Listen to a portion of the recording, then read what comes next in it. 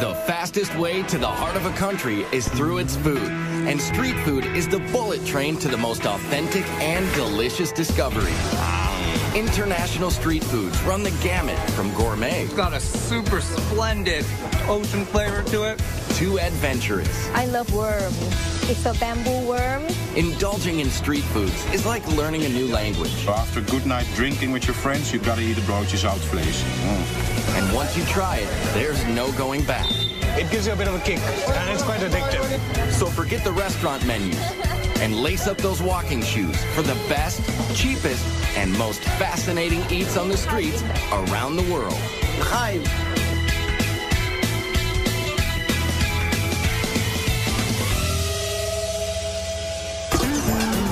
Food. It's the #1 reason people like to travel, and the best place to find it is on the street. There's no better place to rub elbows with the locals and grab a bite that's fast, inexpensive, and speaks volumes about the culture. From Mopani worms in Namibia to hot dogs and pretzels in New York. Street foods reflect the essence of a place. Scoop up a camel spleen sandwich in Morocco, and you're digging into a piece of Berber history. Bite into spicy rabbit heads in China, and you're overwhelmed by the Sichuan tradition of spicy and bold flavors.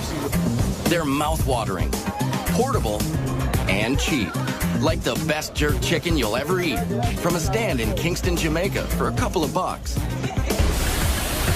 Vendors are magicians with just a cart, a grill, and a few fresh cuts of meat and spices. While food trucks are revving up in the United States, street foods have been around for centuries throughout the rest of the world.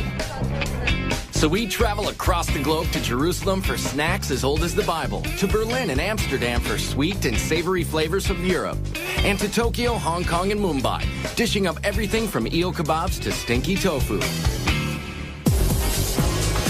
And we start in Mumbai, India. It's the largest open-air kitchen in the world. Sizzling hot, crazy loud, fast, and always cheap. Capable of serving, get this, more than 20 million people a day. Mumbai is India's most populous city, a magnet for people and foods from all over the country. You'll get a taste of every part of India on the streets of Mumbai. You won't get that anywhere else. Kalyan Karmakar is a market researcher, but his passion is blogging about street food of his native India. Warm temperatures and dirt-cheap food carts bring practically everyone outdoors to socialize and eat at the numerous cow gullies, which means eat streets. And like this cow gully in the Fort Commercial District, there are always stands noisily cooking up pav bhaji. Pav bhaji is a cross between vegetable stew and gravy served with hot buttered rolls. The base starts with potatoes hand-mashed in butter, along with diced tomatoes, onions, peas, and peppers. And then he's going to add his red masala and then spices and then a touch of lime. It originated to feed textile mill workers in the 1890s. So in India, we don't use spoons all the time. We use like our breads, our hands. It's really delicious. For me, it's really all about the butter. The price is easy to swallow too, just $1 for a plateful.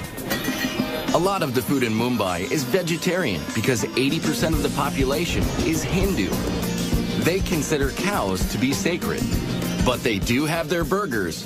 Bombay burgers, that is, otherwise known as vada pav. We call it vada pav. For you, it's Bombay burger. Mumbai's favorite food. It has no meat. It's just a carb fest of potatoes and spices mashed in a ball, coated with chickpea flour and deep fried. The vada pav sells for about 10 cents. Locals eat it for every meal. If you want to taste real Mumbai food, it's on the streets, available on the streets. Yeah. No need to go to a 5-star or any posh restaurant. Well, maybe, but it's better if you're weaned on a very spicy diet. The Bombay burgers come with complimentary chili peppers, which would destroy adventurous eaters in most parts of the world. But not here. No, because we've grown up on this. So, you know, after this, like habanero peppers of Mexico, those are like kid stuff. Like, we can have that in our sleep. No doubt about it, the street food scene in Mumbai is gritty.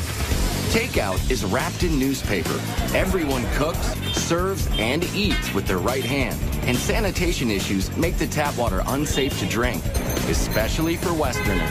It's why most visitors pass up raw fruits, vegetables, and drinks. While there are eat streets all over Mumbai, you'll only find meat dishes in a handful of Muslim areas, like Bendi Bazaar in the oldest part of South Mumbai. It's home to the Borhi Mahalla neighborhood, with dozens of stands and holes in the wall where rich and poor rub elbows and break bread. Starting with the famous Indian flatbread called roti. Here at the Mohammed Khan Bakery, the process hasn't changed in hundreds of years. Whole wheat flour, water, and a pinch of salt. Hand-kneaded, flattened on a cloth-covered bowl, and then slapped inside a clay tandoor oven. Like even the aroma, it just makes you smile. I mean, this is like what bread was meant to be. They ship rotis all over India. And just down the block to this shop, cooking barahandi, or 12 vessels. Naheem Hyatt's family has owned this place for 3 generations, where they've got cow, goat, and lamb feet, rumps, brains, and bone marrow, simmering in curries and sauces all day. It takes 12 hours to get cooked. We put out the recipe in the morning, then we arrange it in the evening. Kalyan is joined by Mr. Mosin. He's, one of the regulars here. And now we are going to start and we'll let you know how. So it's chota ka paya, and paya means trotters. Trotters. Paya means trotters. That's goat feet to you and me. This is just the marrow. We suck out the marrow out of bones, but they've done it for us. So you've just got this like marrow over here, and you dip your roti into it, take it out. This is to be eaten with our hands, not with a knife or a fork. Yeah. And you sort of dunk it in. Yeah. So let's do that. Wait. Fond of such food. I love it. You've got a meaty flavor, so it's very, very decadent and sinful. And the slow cooking makes the meat literally melt off the bone, even a tailbone. Look at this. I mean, it's like one of Mr. Mosin's mattresses. I mean, like it's like softer than a feather mattress. Fantastic. Good. There aren't many places like this left as younger consumers want faster foods. But for lots of Mumbaikers, the most popular spots for street foods and socializing are Mumbai's beaches. It's what life was before malls were developed. So it's really the malls for most of Mumbai. And here at Juhu Beach, people come for the cool breezes and the chops, or snacks. These are made of puri, fried flour dough, some flat, some formed into hollow balls, all topped with variations of potatoes, chutney relishes, and spices. It's a little bit spicy, but it's a tasty food. It's a mix-up of all the vegetables, tomato, onion, and all, so it's very yummy. The variations are as endless as the streams of locals and tourists walking along the sand. Yeah, I'm not too good with spice, so I have to try and find things that aren't too hot. This isn't too hot, so it's good. Got like skewers and stuff off the stick, they're beautiful. But yeah, a lot of veggies as well. It's good. And desserts as well, there's a lot of excellent desserts. Desserts, like the gola, crushed ice, doused with several different flavors of tart and sticky syrup. There's just no neat way to eat these things. Or a faluta. You can get them in different sweet flavors. This one is rose, mixed with noodles, seeds, milk, and ice cream. Hard to tell whether to use a straw or a fork. And to top off a night at Juhu Beach, there are prawns, a beetle leaf stuffed with dried fruits and spices. And it's a digestive and a slight, it gives you a bit of a kick. And if the mildly addicting stimulant in the beetle leaves isn't enough of a kick for you, get this. They dress them with a thin layer of real silver, just for show. But you don't need silver to eat like a king in Mumbai. Because the street food is so incredibly cheap and delicious. I love Mumbai. I'm addicted to Mumbai. It's a bit like Hotel California. Once you check in, you just can't check out. And while it is tempting to linger in India, why miss out on one of the most delectable combinations of sugar and butter you'll ever find? They're very good. This diet buster is coming up later in Amsterdam. But first, it's time to pack on the protein. And in Bangkok, it either slithers, scurries, or squirms. I love worm. It's a bamboo worm. Oh my God, I want to taste it. Bangkok, Thailand is one of the fastest growing, most modern cities in Southeast Asia. With a population topping 9 million and counting. It's a city that never sleeps while it pulsates with culture, fashion, and cuisine, peddled by immigrants from around the region. So it's a constant outdoor smorgasbord along the canals and streets, with vendors hawking everything from crispy grasshoppers and locusts to fermented rice and spicy snakehead fish. Not only like fast, it have to be good. So all the street food squeeze itself into people's daily life. It's not only street food, it's a part of life. Nim Korokat is a travel and food writer who can't wait to get home to Bangkok after business trips. And I'm just fall in love with food because what Thai people love so much, I'm just ordinary Thai, we love food. They love food so much, locals eat multiple small meals all day and all night. It's always a party on the streets. Starting with seafood sold from boats along the canals that crisscross Bangkok.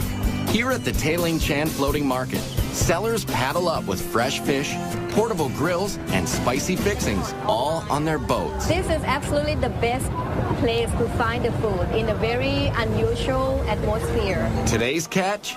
Prawns, mussels, and snakehead fish, with traditional Thai sauce that combines sour, sweet, salty, and spicy tastes. And for a finishing touch, homegrown basil leaves. And the Thai know how to cook with heat. So good! Spicy! But if you're from, say, Italy, it may be more excitement than your mouth can handle. Yeah, it's very spicy. Everything is very spicy. We are not used to spicy food. But this British couple says they'd rather eat papaya salad and pork satay here than at any restaurant. And why not, when this meal costs less than $3? Oh, you can't beat the street food. It's cheap, it's authentic, it's tasty. I mean, the seafood just comes from the waterways. It's just amazing. You live like a king here for no money at all. Delicious. Vendors near the Royal Palace sell fermented rice and lotus leaves, coconut ice cream, and coconut milk, served in the source. Very fresh, very good. Yes, yes.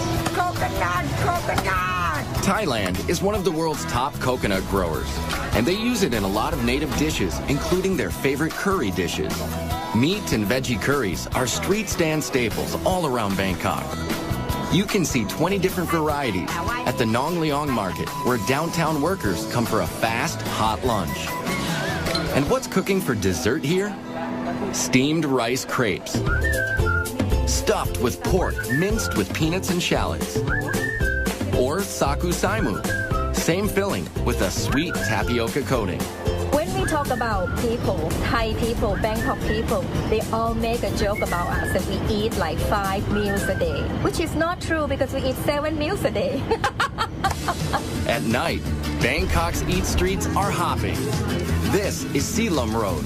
It's like a melting pot where people come from anywhere in the world and then they live in Bangkok. What they bring with them is not the suitcase, they bring the food. So there's shawarma from the Middle East and noodles with barbecue pork and crab from China.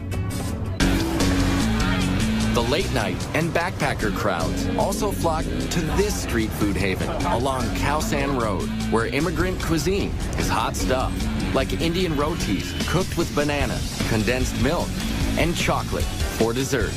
Let's get sugar high. And mangoes are served with sticky rice, sweetened with coconut.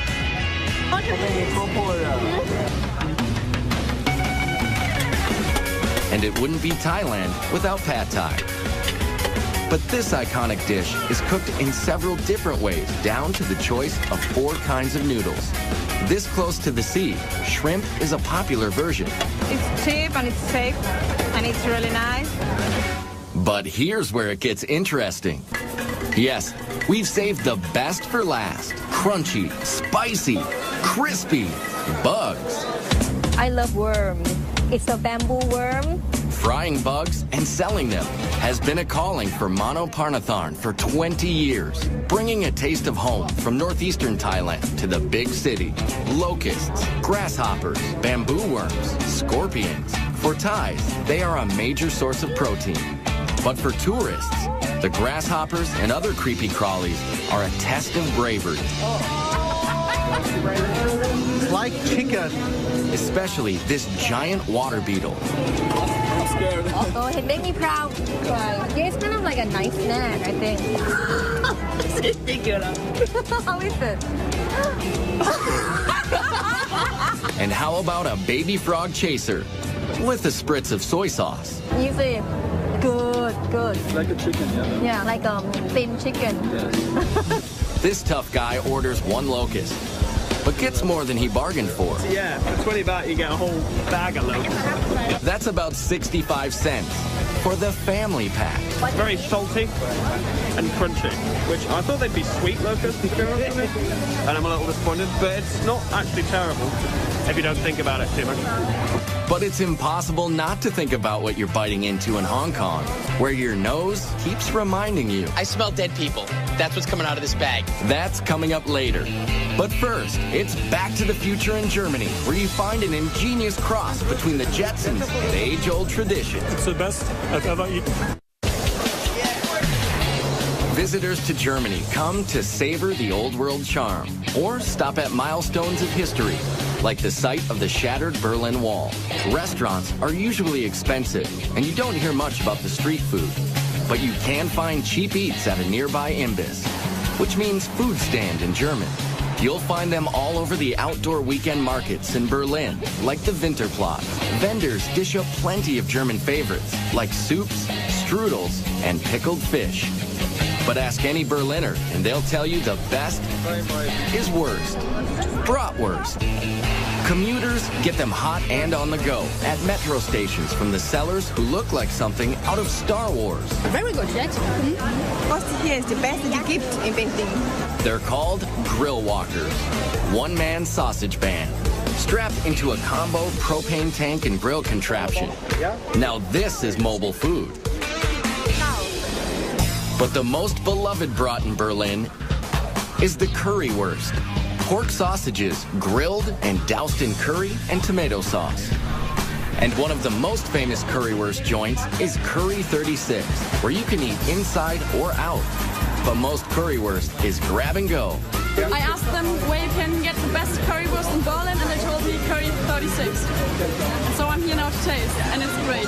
Urban legend has it that in 1949, a German housewife traded liquor to British soldiers for the hard-to-find curry spices. She cooked up the cheap but filling dish. This meal deal is less than $4. Oh yeah, really good. Over the years, Germans have acquired a taste for Mediterranean fare brought by Turkish immigrants like this modest guy. Come to Mustafa's Kreuzberg, Berlin City, richtig. Best kebab in town. Doner kebabs are like heroes, an oversized sandwich made of pressed spiced chicken, veal, or lamb, sliced paper thin and piled high with veggies in a pita, all for about $4. I love kebab, yeah? Before, I don't found a good kebab, and I think I must make the best. Food writer Steen Hansen agrees. Got lovely meat here. We've got some feta cheese, onions, salad, some pieces of potato. Just delicious. And if you're on the hunt for another European street food adventure, head west to the Netherlands. Amsterdam is known as the Venice of the North because of its canals and seafood. We eat the shrimps, we eat the eel, we eat herring. Boy, do they eat their herring. Vandaag voor u wel. Dutch foodie Francis Broekhuysen gets his fix at Doppermarkt Street Market. Raw herring is salted for several days and sliced into bite-sized pieces with raw onion and pickled gherkins thrown in. They leave the pancreas inside, so the enzymes, they make the flesh really soft. Oh. It's good. Delicious. Cod is another favorite Dutch street food. In a batter with a lot of spices and herbs. And just like in Germany, Amsterdam's large immigrant population is mixing it up. It's a lot of influence of different cultures. So we have Suriname people, Moroccan, Turkish. Immigrants who cook up dishes like baga, which are donuts made of chickpea flour. Or these sandwiches. They're called broodje zoutvlees. This is fiery stuff. Sticky, gooey, hot. They are stuffed with spicy, fatty, cured beef, brought by immigrants from Suriname. Look at this. Animal fat. And all over Amsterdam, you'll find snack kiosks popular with tourists and the drinking crowd. Like the carb-loaded street foods across the canals in the Albert Cupmarkt. Bet these fries smothered in mayo can cure a hangover. Yeah, mayonnaise, baby. Oh my goodness. Folks also flock to outdoor markets to avoid the pricey restaurants, even if some of the street eats are a mystery. Still not quite sure what kind of meat this is, but it's delicious. Less adventurous tourists head straight for the famous Dutch sweet stands. This you can find all over Holland. The stroopwafel. Stroopwafels are a Netherlands creation dating back to the 1700s. 2 paper-thin cookies with sweet caramel honey slathered in the middle. This one is a secret family recipe. My father he was busy getting the perfect recipe for many years. And finally he got it. Very good. It's awesome. Very sweet, warm, tasty, rich. And the other uniquely Dutch street food dessert starts with a similar sweet batter, but with different results. These are called proffertjes, which means to puff up. Miniature puff pancakes. His grandfather used to hawk the mini pancakes at traveling carnivals. Flour, milk, eggs, and some secret ingredients where I can talk about. Okay, I can understand.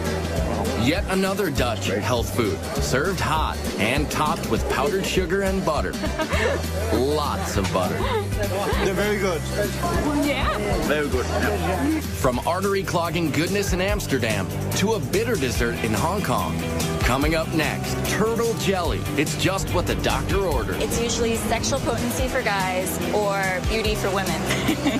And then, practicing proper etiquette in Japan can be very hard to swallow. This is definitely a big oyster.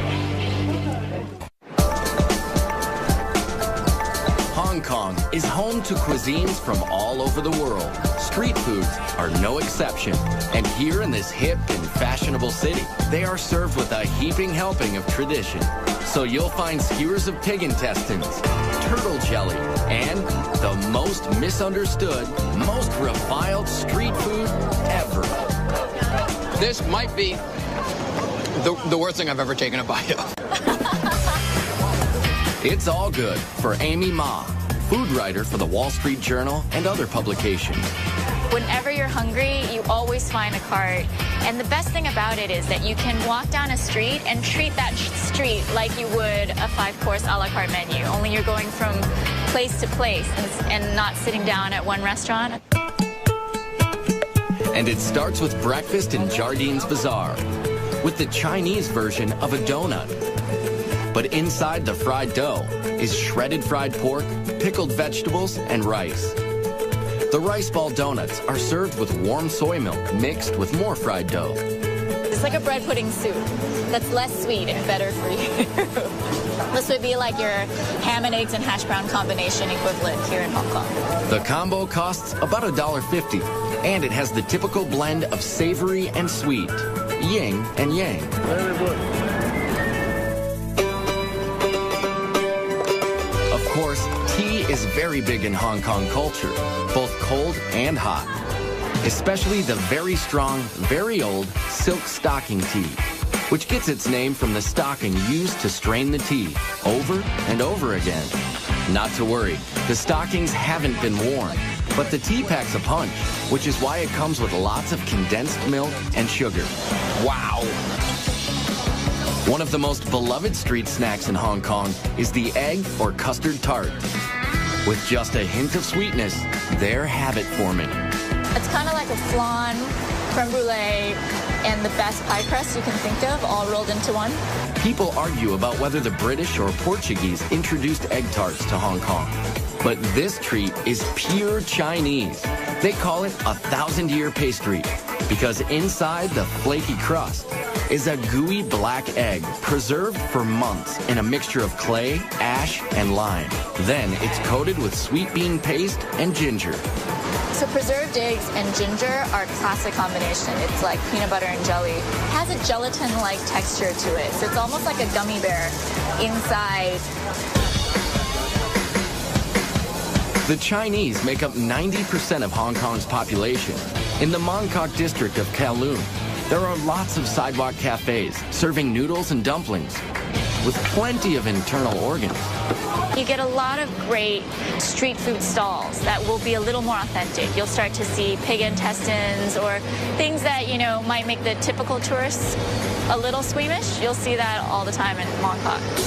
Things like squid tentacles, spicy beef stomach, and yes, pig intestines on a skewer. They may be local favorites, but tourists find them tough to chew and even harder to swallow. Right? It smells like sulfur, yes, it does. Which kind of smells like poop, which is exactly what it is. Fantastic. I'm not making out with anyone tonight. You can cleanse your palate and more with traditional medicines. They play a big role in what the Chinese eat, which explains why this very bitter turtle jelly is so popular here. It's like a funky coffee jello. With medicinal foods in Asia, it's usually sexual potency for guys or beauty for women. So it's this very primitive idea of what good health is. Turtle shells are broken into little bits and stewed for about 9 hours. When it cools, the thick collagen in the shell turns to jelly. It takes a liberal dose of sugar syrup to make this medicine go down. But the real test of just how far you're willing to go for authentic Hong Kong street food begins long before you lay your eyes on it. It's called stinky tofu. The smell is horrible. And just one whiff is enough to send tourists running the other way. Try a little bit. No. It's actually really rare to find these on the streets these days. A lot of the stands have been outlawed because it just smells so bad. This tofu soaks in rotting vegetable matter for several months. And then it's fried and served with a dribble of hoisin sauce. Dead people in my mouth right now. And seriously, most tourists won't go near it. It's really not that bad. But a couple of our crew members were willing to taste one for the team. That's horrible. You just can't breathe while you're doing it. Yeah. And that's the adventure of eating street food in Hong Kong. Now, some foods just can't cross the cultural divide, but that's all part of the fun. Coming up next in Tokyo, it's all about freshness and technique, where minding your manners can be one hot proposition. Then, an age-old ingredient in Jerusalem cures everything from aches and pains to wrinkles. You'll be more beautiful boy. Eating in Japan is all about art and etiquette, down to the smallest of street food stands and the grittiest of neighborhoods. Like the stalls around the Tsukiji Fish Market in Tokyo, where everything is immaculate and fresh. Yes, Tsukiji Fish Market is the most famous and biggest fish market in the world. Here you'll find every kind of fish and seafood imaginable. Much of it served raw. The sushi is definitely the freshest in the world. Yasuhisa Chiba, a culinary student whose family is in the seafood business, says it's that obsession with freshness that sets Japanese street food apart. Like this rice bowl, loaded with raw fish for about $15, about a third of a restaurant price. This is a donburi, or a sashimi over rice. Very popular around here because everything is in one place. Very rustic, easy to eat, and inexpensive, but super good. This squid is looking absolutely delicious. So is the raw tuna and whole shrimp. The uninitiated only eat the tail. Those in the know also go for the head. Brains. It's what's for lunch. It's got a really hearty umami flavor, nice and rich, not too salty, not fishy at all. You hear the word umami a lot in Tokyo. It's used to describe a savory, earthy taste. Here at the Tsukiji Fish Market in Tokyo, it's a point of pride to handle raw fish as little as possible, because heat from a person's hand can spoil it. Yes, Japanese people love healthy food. They like simple preparations that don't mess with the product at all. This is about as basic as it comes. Unagi, or freshwater eel, grilled to perfection. In the summer, it's very popular to eat because it gives you strength and stamina.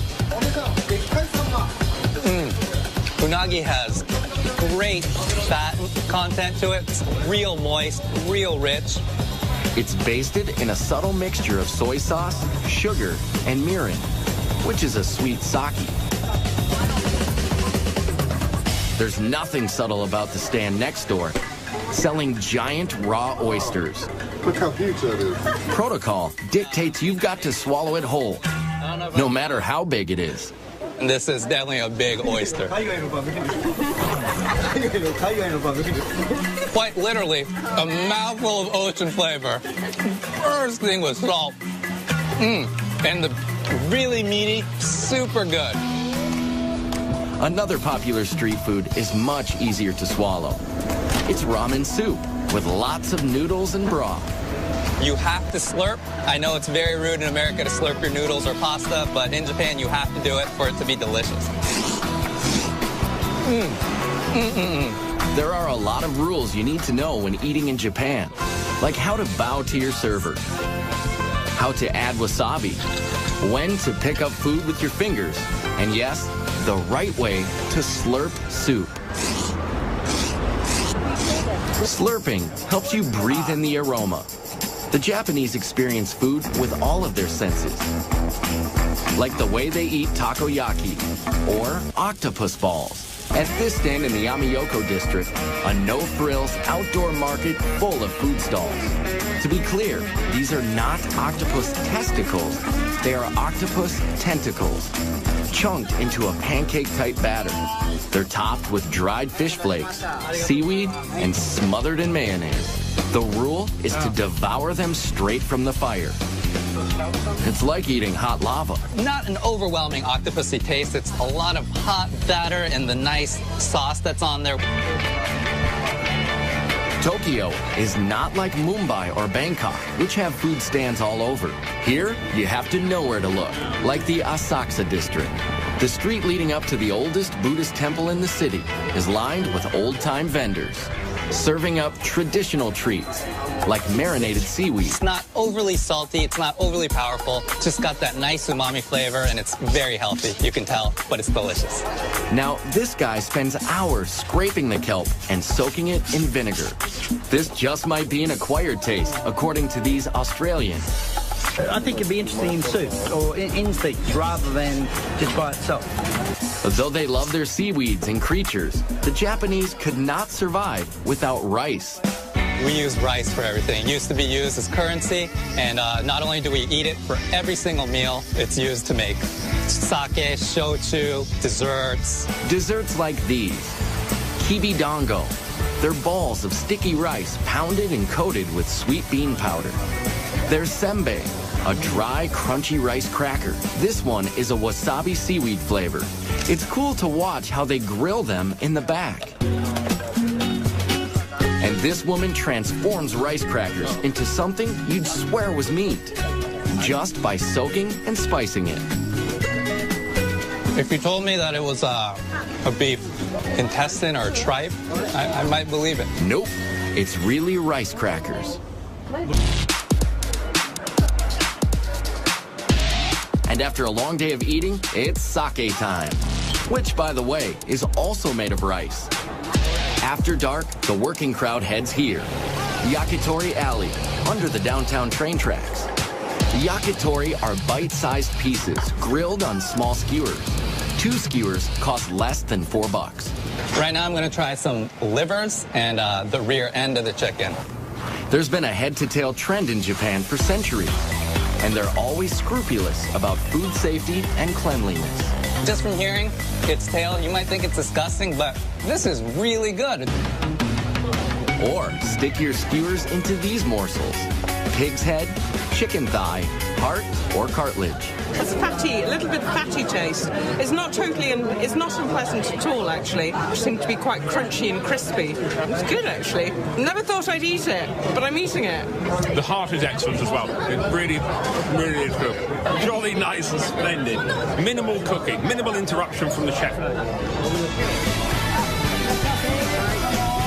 So whether it's cooked simply or simply not cooked, Tokyo street food is calling you like a sidewalk samurai with your chopsticks and skewers. Kampai! Coming up next, one of the oldest cities in the world dishes out street fare that just might hold the secret to world peace. My mouth thanks you. Thank you. Jerusalem is one of the oldest cities in the world. It's the crossroads of religious and cultural tradition from Africa, the Middle East, and Europe. Its tumultuous history can be felt in every narrow street and alley. Even its street foods take you back to another time, with origins from many other countries, especially those sold at the Mahane Yehuda market in the center of town. And in the middle of the market is Uzi Eli Hazy. He's known simply as the juice guy. Really, he's more like a medicine man. This one is ginger with apple, in case if you are diseased or upset stomach. Israel grows a lot of fruits, so juice stands are everywhere, but none quite like this. Uzi Eli brews a concoction to cure every ailment.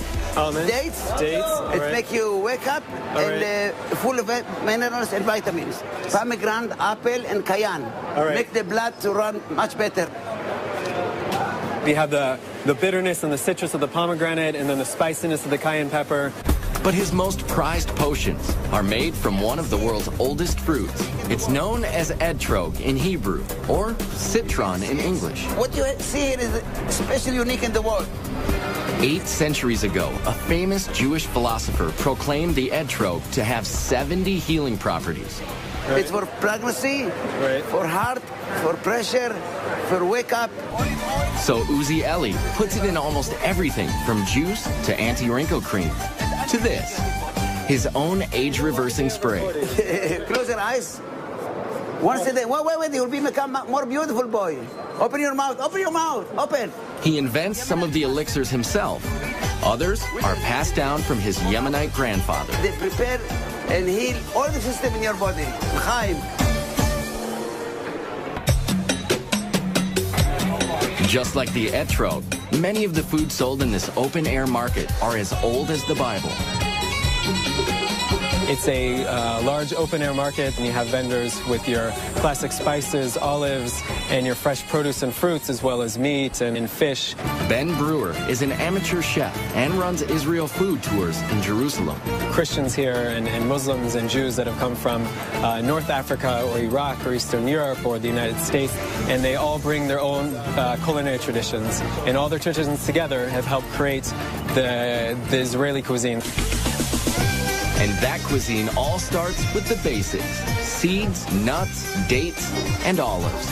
Olive trees can grow even in the poor soil of the Middle East, and they figured out how to preserve the olives thousands of years ago. We have olives that are pickled in lemon and different herbs. We have a Moroccan kind of olive, which is just cured in a lot of salt. Briny, salty. There's some garlic and lemon in there. You can tell that they marinated.